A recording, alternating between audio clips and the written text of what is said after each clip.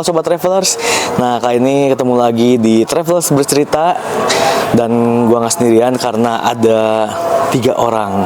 Mereka ngapain? Boy band? Yang pastinya bukan. Tapi sebuah band yang udah lama kita kenal ya. Dan lagi rilis single terbarunya. Tapi sebelumnya kita kenalan dulu aja. Mungkin dari yang sebelah kiri saya. Oke, perkenalkan, nama saya Angga, sebagai vokalis di Selapisnya. Halo, saya Bob sebagai drummer Selapis Senyap. Saya Oled sebagai basis Selapis Senyap. Asik. Kami dari lama enggak ya? Nah, jadi ini perjalanannya lumayan lama dan akhirnya sampai di band Selapis Senyap ini ya, gitu. Tapi sebelum kita ngobrol-ngobrol mengenai single terbarunya dan juga history bandnya, katanya vokalisnya mau cerita horor. Ada emang horor? Ada dong, Mas. Oke. Horornya horor beneran ketemu hantu atau ketemu mantan? Kira-kira di awal lagunya. Kalau ketemu mantan udah jelas horor ya. Oh, jelas horor. Apalagi ada yang lain-lain. Wah, apa itu? Nanti kita dengerin kisahnya tetap di Traveler Bercerita. Oke. Saya mau bercerita mengenai pengalaman saya waktu itu kurang lebih tahun 2018-2019. Pada waktu itu saya bekerja sebagai kurir pengantar paket. Pada saat itu kemungkinan ya pada waktu menjelang maghrib ya. Di situ saya mengirimkan beberapa paket terakhir yang tadinya saya mau pending. Ternyata saya pengennya beresin untuk paket-paket tersebut karena emang itu tuntutan pekerjaan saya. Jadi waktu itu ada 2 jalur, yang mana satu Sindangwangi atau mungkin Dalamwangi, saya lupa. Kurang lebih ya daerah situlah. Yang satu lagi di daerah Cibodas. Pada saat itu menjelang maghrib, saya mengantarkan paket dan memang saya belum tahu untuk areanya tersebut. Saya menanyakan kepada rekan saya WA teman saya, "Man, ini untuk areanya di sebelah mana ya?" Kurang lebih seperti itu. Lalu teman saya mengabari, membalas chat WA saya, "Itu jangan dikirim sekarang," katanya tuh, dikarenakan area tersebut itu minim pencahayaan dan untuk jalurnya juga ekstrim. Setelah itu saya memberanikan diri karena saya perfeksionis kalau dibilangnya. Memberanikan diri untuk membereskan paket-paket tersebut agar dikirim pada hari tersebut. Oke. Lalu setelah itu saya sholat maghrib dulu karena waktu menjelang maghrib, dan kebetulan setelah maghrib saya bertanya kepada jamaah-jamaah yang ada di masjid tersebut untuk menanyakan alamat-alamat yang memang paket-paket tersebut belum terkirim oleh saya. Setelah saya bertanya dengan warga sekitar ataupun jemaat masjid di daerah Sindangwas atau Sindangwangi ataupun Dalamwangi itu saya lupa, pokoknya daerah situ, kata warga sekitar jangan dikirim sekarang dikarenakan memang untuk areanya sendiri itu rawan. Yang pertama rawan dari hewan, dan yang kedua itu rawan dari hal-hal yang tidak diinginkan ataupun yang tidak masuk nalar oleh logika kita. Setelah saya menelusuri, mengikuti arahan dari bapak tersebut untuk areanya itu ke bawah lagi, dan memang pencahayaan tidak ada, jalurnya ekstrim, dan kebetulan di situ pun rintik-rintik hujan itu mulai turun. Jadi memang suasananya agak spooky gitulah, serem-serem gitulah. Oke. Setelah itu saya ikutin terus jalan. Ternyata memang sesuai dengan si bapak bilang gitu ya, areanya tersebut kurang pencahayaan, lalu jalurnya ekstrim, turunan tajam, dan rintik-rintik hujan. Itu mempengaruhi suasana saya makin makin gak enak hati lah. Tapi dengan keberanian hati saya berdoa pada Tuhan Yang Maha Esa, ya Tuhan, lancarkanlah pekerjaan saya hari ini. Setelah saya menemukan alamat tersebut, saya mengirimkan paketnya, dan ketika saya jalan kembali, karena di jalanan tersebut itu tidak memungkinkan untuk membawa motor ke bawah, saya jalan ke atas. Setelah jalan ke atas itu ada 2 pohon kiri kanan yang kurang lebih kayak pohon nangka lah, mungkin pohon nangka karena memang di situ tidak ada pencahayaan. Saya pun tidak bisa mengenali pohon itu pohon apa. Dan di situ yang paling jelas itu adalah dua bayangan yang saling kelebatan seperti ini.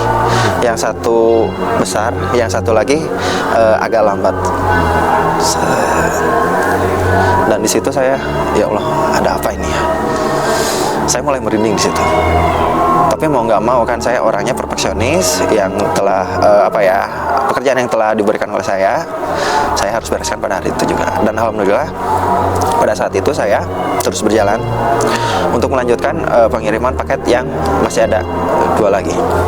Lalu setelah itu saya kembali lagi ke area atas Lembang dan tentunya ke area Cibodas yang telah saya sebutkan sebelumnya.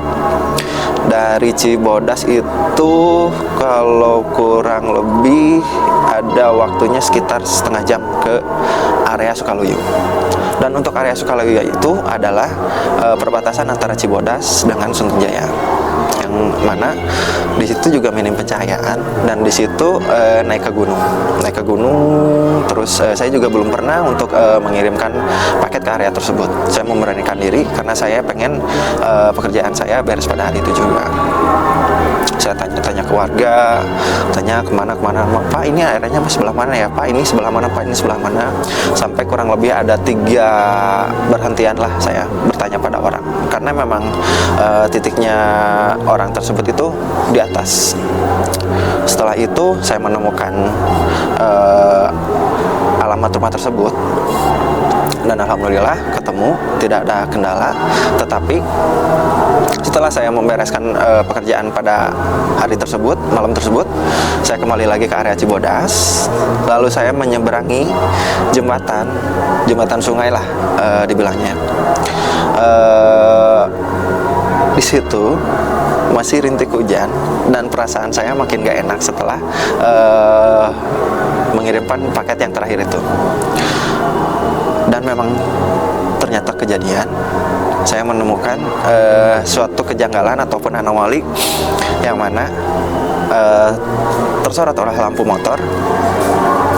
Dan itu saya panik sekaligus kaget dikarenakan ada sesosok anak kecil yang jongkok membelakangi lampu motor saya yang tersorot itu, memakai hanya celana pendek saja. Dan untuk sosoknya itu kurang lebih warna kulitnya itu putih, dan untuk rambutnya sendiri itu panjang sebahu, membelakangi motor, jongkok seperti ini.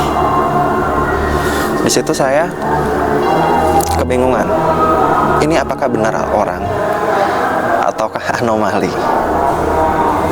Di situ saya sempat berhenti sebentar dan menoleh ke belakang, dan ternyata anak kecil itu udah nggak ada. Oke, saya mulai merinding nih. Saya kembalikan perjalanan lagi, kembali lagi mau pulang lah. Udah abaikan aja. Dan ternyata rasa perasaan nggak enak itu masih terasa. Lalu lanjut lagi. Salah satu persimpangan menuju yang kanan itu kalau nggak salah itu namanya Puncak Gerak. Yang saya anehkan, yang saya kagetkan kembali, kenapa anak kecil itu tiba-tiba ada jongkok lagi di sebelah kanan dan membelakangi motor. Astagfirullahaladzim. Dan di situ saya mulai kaget, panik, saya tancap gas kembali sampai saya menemukan perempatan. Perempatan yang ke kiri itu ke Pramesta, lurus itu ke Dago, dan ke kanan itu ke area Cikidang Lembang. Saya mengangkat badan dulu karena di situ saya nggak bawa jas hujan. Lalu saya ngobrol dengan yang penjaga warungnya. Terus si penjaga warung itu lihat raut muka saya gitu. Kayak yang bingung. Emang kenapa gitu, Pak? Saya tanya kembali balik kepada bapak tersebut. Kayak yang bingung katanya tuh, kayak yang linglung. Emang kenapa gitu Pak? Saya tanya kembali, kayak yang linglung, kayak yang linglung. Ah, nemuin apa? Katanya tuh. Saya masih ingat pertanyaan itu dari si bapak. Dan saya jelaskan, Pak, saya teh nemuin anak kecil lagi jongkok ngebelakangin motor, rambutnya panjang sebahu, cuman pakai celana pendek doang. Dan di situ si bapak pun bercerita, kalau misalnya mau ngirim paket ke area sini, kalau bisa jangan di atas maghrib, dikarenakan ini cuacanya itu rintik hujan, ketambah sudah maghrib dan hanya sendirian. Otomatis anak itu pasti akan eksis bahwa anak itu adalah penunggu di area tersebut. Jadi kesimpulannya adalah waktu itu memang pernah ada kecelakaan, anak kecil tertabrak, jasadnya tidak diketemukan. Hingga saat ini si anak kecil tersebut itu suka menampakkan dirinya ketika ada yang lewat pada jalan yang sepi ataupun kita lagi sendirian. Dan di situ saya tersadar, wow, betapa ngerinya gitu ya. Makhluk yang kita tidak disangka memang berbeda alam, tapi ketika mereka ingin show eksistensi, mereka ada. Dan itulah cerita yang benar-benar saya percaya bahwa makhluk itu ada. Baik buruknya makhluk itu ada ataupun tidak, tapi kita harus percaya, karena dalam satu dunia itu kita hidup berdampingan dengan makhluk yang tidak kasat mata. Itulah cerita saya. Kira cerita lagi nggak yang lebih personal? Yang sama istri. Oke. Waktu itu. Ya? Singkat aja. Oke, ada cerita satu lagi. Waktu itu kebetulan istri saya lagi hamil besar lah, kurang lebih 6-7 bulan. Dan kebetulan istri saya di area Cisarua. Dan sama, untuk waktunya sendiri itu kita berangkat pada maghrib, kurang lebih jam 6:30 kita prepare dari rumah, 6:30 kita berangkat. Dan kita melewati Curug Cimahi. Dari Curug Cimahi memang cukup serem, pencahayaan gak ada, jalan sepi, dan saya membawa istri saya yang sedang mengandung anak hamil besar 6-7 bulan. Pada saat itu memang kita tidak ngerasain apa-apa, tapi perasaan saya nggak enak hati gitu. Tapi saya nggak bilang sama istri saya. Suatu ketika setelah melewati Curug Cimahi tersebut, ke arah kiri, kalau ke kanan itu komando, lalu lurus terus. Pas setelah, kalau nggak salah itu bangunan Bio Farma di sebelah kanan, dan itu belok ke kanan kan. Pas setelah belok ke kanan itu, saya sama istri saya mendengar sesuatu, dan itu suaranya cukup keras juga. Saya mendengar suara tertawa orang yang benar-benar berbeda dengan tertawa orang yang lainnya. Kalau dicontohkan kurang lebih seperti ini ya suaranya. Sorry ya. Kayak gitu suaranya. Dan saya di situ, saya sama istri saya langsung panik. Yang dengar. Paniklah di situ. Di satu sisi saya panik, istri saya pun panik, dikarenakan kita nggak cuman lihat dengar suara aja, tapi ternyata kita lihat sosoknya juga. Dari motor itu kurang lebih ada sekitar 2 meter sebelah kiri, karena kita kan saya bawa motornya itu pelan, kurang lebih 20-30 km per jam, dan itu benar-benar jelas. Untuk sosoknya sendiri itu mungkin teman-teman juga bisa browsing ataupun searching di internet. Berbulu hitam, tinggi tinggi besar, matanya yang merah, dan bertaring. Dan untuk ukurannya sendiri itu kurang lebih 2-3 meter. Itu sangat tinggi banget. Di situ saya menepi dan mencium bau yang gak enak. Masih keingetlah sama saya. Rasanya memang gak mau lagi saya merasakan seperti itulah.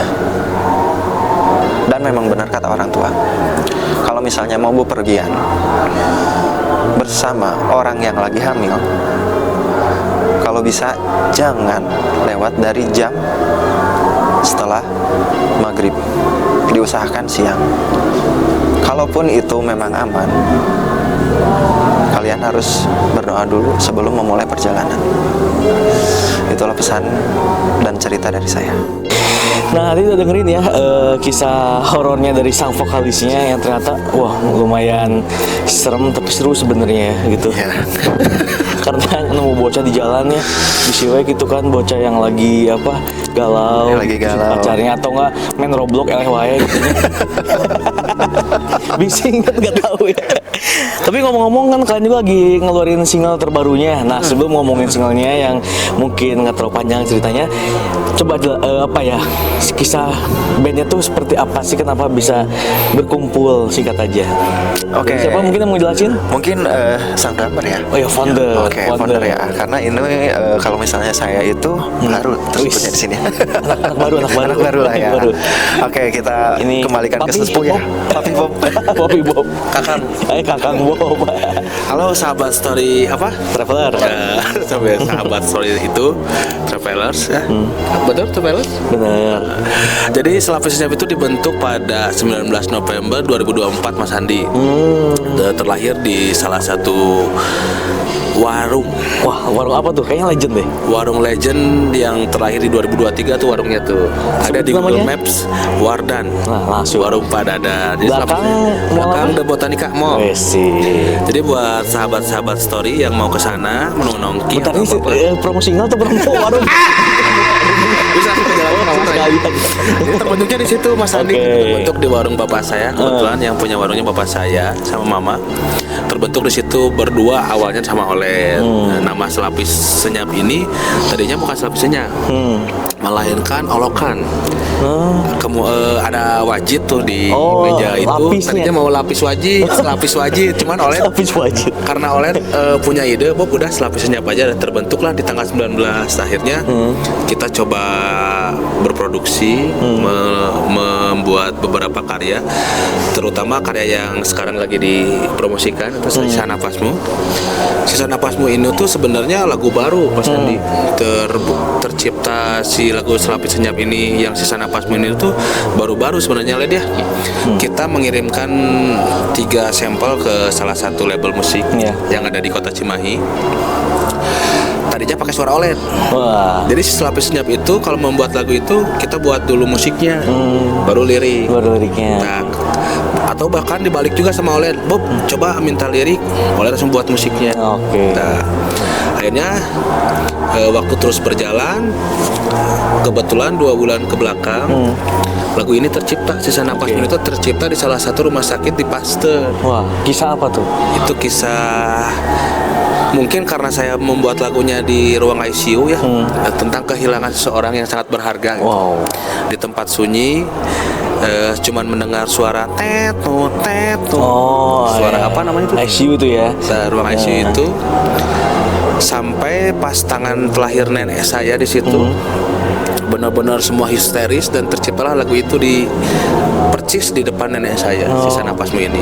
Nah akhirnya setelah berlangsung dimakamkan besoknya, saya hubungi Oled, saya punya lirik. Kebetulan Oled sudah membuat si musik ini sebelum jauh-jauh hari itu, beberapa bulan ke belakang Oled Bisa udah gitu membuat. Akhirnya terciptalah lagu Sisa Napasmu. Makanya buat teman-teman story yang mau mendengarkan lagu Sisa Napasmu ini sudah ada di beberapa platform digital, bahkan seluruh musik digital ya. Oke, apa aja sebutin coba? Spotify, iTunes, Pandora, Deezer, TikTok Musik, bahkan udah ada di Meta Group juga seperti Oh. Instagram, Facebook sama WhatsApp gitu ya. Oh, oke. Di Gacuan nggak ada? Oh, enggak ya? Nggak ada. belum. Mungkin Di mekanisme Wardan ada di Wardan. mekanismenya saya pengen dia bercerita nih, Asik. karena si instrumen dan arrangernya beliau yang menggarap gitu. Wih, ngeri. Plus nanti memperkenalkan beliau nih, Oh, oke. Angga ini gitu. Siapa ini? Ya gitu. Gak apa-apa Mas Andi? Gak apa-apa. Silakan Pak Oled. Mungkin Bob tadi udah jelasin sistem si lagunya tercipta. Yang bikin bingung sih pas diterima sama label ya Bob. Kita dikasih waktu seminggu buat nyari vokalis. Oh, Seminggu. Puter-puter 3 hari nggak nemu ya Bob ya. 3 hari nggak nemu. Kepikiran ada suara yang kayaknya masuk nih. dan emang harus cowok atau cowok cewek? Suara cowok. Oh, Soalnya dulu pernah manggung juga ya, nggak di Lembang ya. Jagagiri. Wedding. Oh, Saya weddingan. kontak Angga. Kontak Angga bersedia. Nah, yang uniknya Angga itu cuman 2 hari ngapalin. Liriknya tuh. Oke. 2 hari ngapalin harus beres. Waduh, udah kayak deadline ya. Deadline. Ya mungkin seperti itu ya. Oke, jadi emang udah relate dengan Angganya juga ya, gitu, dengan lirik lagunya. Karena kan kalau relate tuh berarti gampang hafalin ya, ngena gitu. Oke. Nah, yang penasaran kan nanti bisa dengerin ya. Di Nah, yang Spotify. uniknya Mas Andi, saya tambahkan ya, bukan kita membaguskan Angga atau mengapresiasi Angga, cuman yang bagusnya beliau ini tuh berkomitmen. Oke. Dan sudah terjalin. Jadi kalau dibilang member baru di Selapis Senyap, cuman dia berkomitmennya sangat tinggi. Dan memang dulu Selapis Senyap hanya berdua, kita duo tadinya, duo, pengen gitu. kayak Setia Band. Oh, yes. Cuman label berkata lain. Rombak. Aduh, hiji tuh gitu. Akhirnya terciptalah dengan Angga, dan memang alhamdulillah lagu kita sampai bisa, alhamdulillah gitu ya, dapat apresiasi dari masyarakat Indonesia Oh, khususnya. oke. Alhamdulillah di Spotify kita Alhamdulillah, ya. Alhamdulillah Spotify. Mungkin nanti tunggu rilisnya di video lirik kita yang akan rilis beberapa hari ke depan. Wah, oke. Nanti tinggal dicantumin nanti link YouTube-nya ya, gitu. Pokoknya pantengin aja sosial medianya Selapis Senyap. IG-nya apa? IG, YouTube, atau ininya? Untuk semua IG, YouTube, dan Facebook ataupun sosial media yang lainnya bisa di searching aja Selapis Senyap ataupun Selapis Senyap Official, itu pasti muncul semuanya, Oh, Mas. muncul semua ya. Ya.